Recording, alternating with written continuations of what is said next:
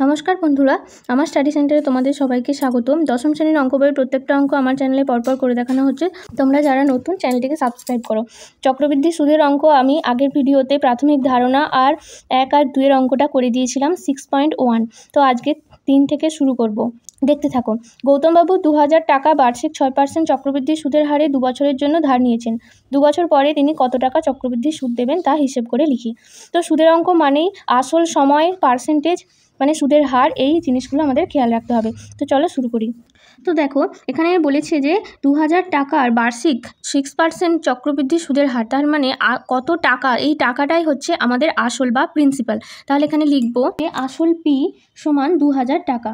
এরপর লিখবো বার্ষিক 6% চক্রবৃদ্ধি হারের সুদ। তোমরা বই ফলো করো। বার্ষিক সুদের হার 6%। তারপর বলেছে যে 2 বছরের জন্য টাকাটা ধার নিয়েছিলেন, তাহলে সময় টি বা এন সমান 2 বছর। তারপর বলেছি যে 2 বছর পর তিনি কত টাকা সুদ হিসাবে পাবেন। তাহলে আমরা সূত্র কি জানি, এখানে লিখবো যে আমরা জানি। সবসময় সূত্র লেখার আগে লিখবে যে আমরা জানি যে চক্রবৃদ্ধি সুদ আসল, বা এই সূত্রটা সুদ আর আসলের সূত্র। সুদ আসল সমান P into 1 plus R by 100 whole to the power T বা এন, যে যেটা পারে লিখতে পারে, টি বা এন, এটা হচ্ছে সুদ। তাহলে এখানে পি আমরা কি দেখেছি, এখানে পি দেখেছি 2000 টাকা।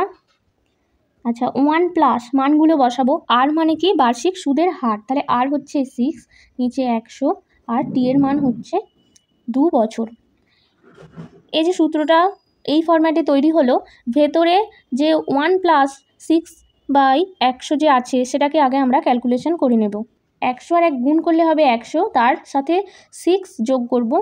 স্টেপে ভেঙে দিই, যেমন ভগ্নাংশের যোগ হয়, 100 সাথে 1 গুণ করলে হবে 100, যোগ, আর 100 সাথে 100 ভাগ করলে 1 থাকে, সে 1টা 6-এর সাথে গুণ হবে 6। যারা ভগ্নাংশের যোগ পারো তাদের বুঝতে অসুবিধা হবে না। তাহলে 100 আর 6 যোগ করলে হবে 106। 106/100, আর 2টা মাথায় যেমন আছে তেমন রয়ে যাবে। এরপর দেখো, ওপরে যেহেতু স্কোয়ার আছে তাই স্কোয়ার ফরম্যাটটাকে আমরা ভেঙে নিয়ে দুভাবে লিখে দেব। তাহলে 2000 গুণিত 106/100, আবার লিখবো 106/100। 0 0 ওপর নিচে সব কেটে যাবে, ওপরে 0 নিচে 0 কেটে যাবে, নিচে পড়ে রইল 10, 2 এর সাথে কেটে যাবে 2 5 10। তাহলে ওপরে 106 গুণিত 106 আর নিচে 5, 106 গুণিত 106, তার নিচে 5। এবার এটাকে ক্যালকুলেশন করব। ক্যালকুলেশনটা আমরা উপরেই করে নিচ্ছি, এক পাশে গুণ করলে হবে 6 6 36, আর 0 যেহেতু আছে তাই 3টা বসে যাবে, আর 6 1 6। এবার যেহেতু 0 আছে, ওপরে 3টে 0 বসে যাবে, আবার 1-এর সাথে 106 গুণ হবে, বসে যাবে 6, 3 নামলো, 6 6 12, 2 হাতে 1 বসে গেল আর 1 বসে গেল। 11236-এর নিচে 5, এই যে 11236, তার নিচে 5, সালে এটা একেবারে আমরা ভাগ করে দিই, 5 দিয়ে ভাগ করে দেব।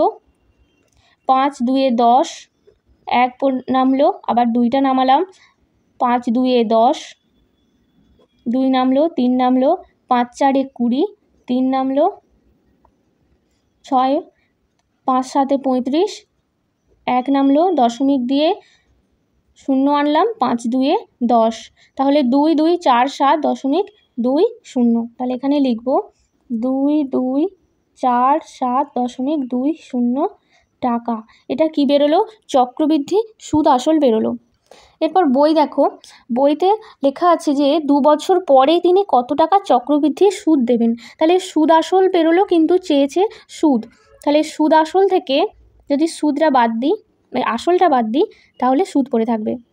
তাহলে বইতে সুদ চেয়েছে, আমরা এখানে ছোট করে লিখে নিচ্ছি, সুদ সমান, সুদ আসল বেরিয়েছে কি 2 2 4 7, 2 2 4 7.20 মাইনাস 2000 টাকা আমাদের আসল ছিল, সমান দিয়ে দেখো 247 টাকা 20 পয়সা। তাহলে এত টাকা চক্রবৃদ্ধি সুদ।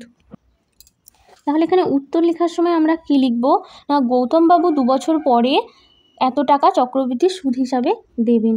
উত্তর লিখব যে গৌতমবাবু 2 বছর পরে 247 টাকা 20 পয়সা, মানে এত টাকা সুদ হিসেবে দেবেন। ক্লিয়ার হলো? শুধু সূত্রে ফেলে অঙ্ক, এছাড়া কিছুই না। এবার চারেরটা দেখো। চারেরটা বলেছে 30,000 টাকার বার্ষিক 9% চক্রবৃদ্ধি সুদের হারে 3 বছরে চক্রবৃদ্ধি সুদ নির্ণয় করি। আবার একই রকম আসল, সুদের হার আর সময় আমরা পার্টে পার্টে ভাগ করে লিখে নেব। তাহলে আসল 30,000 টাকা আমরা লিখলাম, তারপর বার্ষিক সুদের হার লিখব। বার্ষিক সুদের হার মানে R% সমান লিখব 9%। তারপর 3 বছর, তার মানে সময় T বা N সমান 3 বছর। বুঝতে পারলে? তারপর একই রকমভাবে সূত্রে ফেলে দেব চক্রবৃদ্ধি সুদ আসল, ইংলিশে যেটাকে বলে অ্যামাউন্ট বা এ দিয়ে প্রকাশ করা হয়। চক্রবৃদ্ধি সুদ আসল কত হবে? P × 1 + R/100 T বা N। তাহলে P এর মান হচ্ছে 30,000, 1 + R এর মান 9 বা 9, তার নিচে 100 আর মাথায় 3, তার মানে 30,000 গুণিত 100, এটাকে ভগ্নাংশের যোগ করব। 100 একে 100 যোগ 100 আর 100 ভাগ করলে হয় 1, তাহলে 1-এর সাথে 9টা যোগ করব। যারা একদম অঙ্কে কাঁচা তাদের জন্য এটা দেখাচ্ছি, না তো দেখাতাম না। 109, তার নিচে 100 আর 3 মাথায় রেখে দেব। এরপর 30,000 লিখব গুণিত 109, যেহেতু মাথায় 3 আছে তাই 3 বার লিখব। যদি 4 থাকতো 4 বার লিখতাম, মানে সময়টা যত বছর বলবে ততবার লিখতে হবে।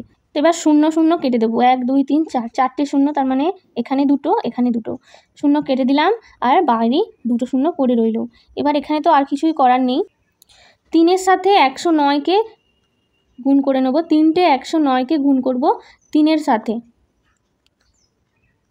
3টে 109 আর 3 গুণ করব, নিচে 100 পড়ে রইল। এবার এই গুণটা এখানে করে নেব। 9 9 81 লিখে নিলাম, আর 9 1 9 গুণিত 0 0 0, 3টে শূন্য লিখলাম আর 9 0 1, তারপর 1 নামলো, 8 নামলো, 9 9 18, 18-র 8 হাতে 1 1 নেমে গেল 1। আচ্ছা, দুটো 109 গুণ হলো। এবার এই 109টা এখানে গুণ করব। 9 1 9, 8 9 72, 2 হাতে 7, 8 9 72, 73 74 75 76 77 78 79, 79 9 হাতে 7, 9 1 9, তার সাথে 7 যোগ করব। এবার 10 11 12 13 14 15 16, 16 6 হাতে 1, 9 1 9 1 10। এরপর 0 আছে, 0 দিয়ে যে কোনো সংখ্যা গুণ করা মানেই কিন্তু 0। তাহলে 1 2 3 4 5, মোট 5টা সংখ্যা আছে, তাহলে এখানে 5টা 0 বসিয়ে দিলাম। তারপর আবার গুণিত চিহ্ন দেবো। এবার 1 দিয়ে ওপরের সংখ্যাগুলো গুণ করব, মানে সবই একই রকম থাকবে। তার মানে লিখব 1 8 8 1 1। এইবার যোগ করে দেব। 9 2 নামলো, 9 1 10 0 হাতে 1, আর এরপর 9 10 11 12 13 14 1 15 5 হাতে 1, 8 আর 1 9 1 1 1 1 9 5 0 2 9, 3টে 109 গুণ করলাম, তার সাথে 3 গুণ করব, তার মানে এখানে 3 আবার গুণ হবে। 3 9 27, 7 হাতে 2, 3 2 6 7 8, 3 0 0, 3 5 15-র 5 হাতে 1, 3 9 27 1 28-এর 8 হাতে 2, 3 1 3 4 5, 3 করতে 3, তার মানে হলো কি 3 5 8 5 0 8 7, তার নিচে 100, নিচে 2 শূন্য, ওপরের 2 সংখ্যা আগে হবে, তার মানে 3 5 8 5 0.87। তাহলে এটা আমাদের উত্তর বেরোলো কি? চক্রবৃদ্ধি সুদ আসল। এবার বই দেখো, বইতে বলা হয়েছে যে চক্রবৃদ্ধির সুদ নির্ণয় করতে। তাহলে এখানে আমরা লিখব যে চক্রবৃদ্ধির সুদ সমান, সুদ আসল থেকে যদি আসলটা বাদ দেওয়া যায় তাহলে সুদ পড়ে রইল। তাহলে 3 5 8 5 0.87 থেকে যে আসল 30,000 টাকা সেটা বাদ দেব। বাদ দিলে হলো 8 5 0, মানে 850 টাকা 87 পয়সা, এত টাকা। তাহলে এবার উত্তর লিখে দেব যে 3 বছরের চক্রবৃদ্ধি সুদ এত টাকা। 3 বছরের চক্রবৃদ্ধি সুদ 850.87 টাকা, এটা আমাদের উত্তর। তাহলে প্রত্যেকটা অঙ্কে যে চক্রবৃদ্ধি সুদের যে সূত্র, সেই সূত্র অনুযায়ী প্রত্যেকটা সূত্র কিন্তু সুদ আসলের সূত্র।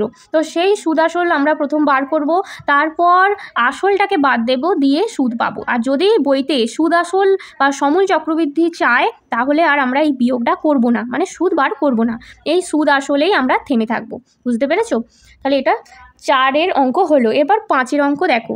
5-এর অঙ্কে বলা আছে বার্ষিক 5% চক্রবৃদ্ধি সুদের হারে 80,000 টাকার 2.5 বছরের সমূল চক্রবৃদ্ধি কত হবে? তাহলে এখানে সমূল চক্রবৃদ্ধি বলে যে মানে আলাদা করে আর সুদ বার করতে হবে না বিয়োগ করে। তাহলে সমূল চক্রবৃদ্ধি, তাহলে প্রথমে দেখো, প্রথমে আসল হচ্ছে 80,000 টাকা, তারপর বার্ষিক সুদের হার 5%, এরপর সময়টা বলা আছে, বইতে বলা আছে 2.5 বছর। এখানে আমরা সময়টাকে 2 ভাগে ভাগ করব, মানে দেখো 2.5 বছর মানে 2 বছর আর হাফ বছর, তাই তো? এই 2 ভাগে আমরা 2.5 বছরটাকে ভাগ করলাম। প্রথমে 2 বছরের সুদটা বার করব, তারপর হাফ বছরের সুদটা বার করব। তাহলে এখানে সময় 2 বছর লিখব, মাথায় রাখবে পরে হাফ বছরের সুদটা বার করব। এইভাবে যখন পূর্ণ সংখ্যায় সময় থাকবে তখন এইভাবেই করবে। ধরো 2.5 বছর, 3.5 বছর, 4.5 বছর, তখন এইভাবে করবে। তাহলে এখানে লিখব আমরা জানি চক্রবৃদ্ধির সুদ আসল বা সমূল চক্রবৃদ্ধি a সমান p × 1 + r/100 whole to the power t। p এর মান হচ্ছে 80,000 টাকা, 1 + r এর মান সুদের হার 5, তার whole to the power t হচ্ছে 2 বছর। তাহলে 80,000 টাকা আর এখানে 100-র সাথে 5, তাহলে 105-এর 100, আর যেহেতু এখানে 2 বছর মানে মাথায় 2 আছে তাই জন্য এটাকে ভেঙে 2টো করে নিলাম। এবার 0 0 4টে 0 কেটে দিলাম। এবার 105 × 105 তার সাথে 8।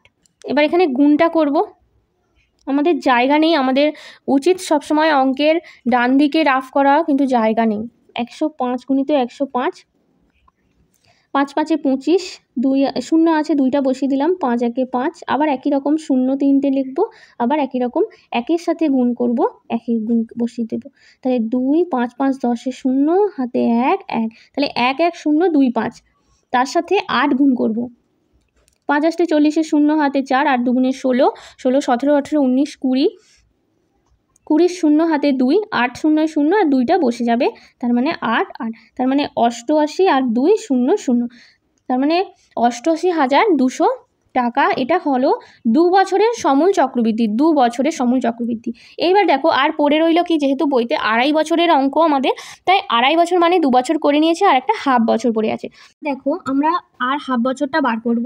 বার করার সময় লিখব যে সময় t সমান হাফ বছর। আচ্ছা, এবার আসল কি লিখব? আসল p সমান, আমাদের আগে 2 বছরের ক্ষেত্রে যে সুদ আসলটা বেরোলো সেটাই এখন আমাদের আসল হয়ে যাবে, তার মানে 88,200 টাকা। আচ্ছা, বার্ষিক সুদের হার কত হবে? যেমন যেটা ছিল সেটাই হবে, বার্ষিক সুদের হার 8% সমান হবে 5%। এবার সুদটা আমরা কী বার করবো? আয়, মানে এটা এবার সরল সুদের নিয়মে চলে আসবে, p/100। তাহলে p এর মান হচ্ছে 88,200 গুণিত t এর মান হাফ বছর, আর r এর মান 5, আর নিচে 100।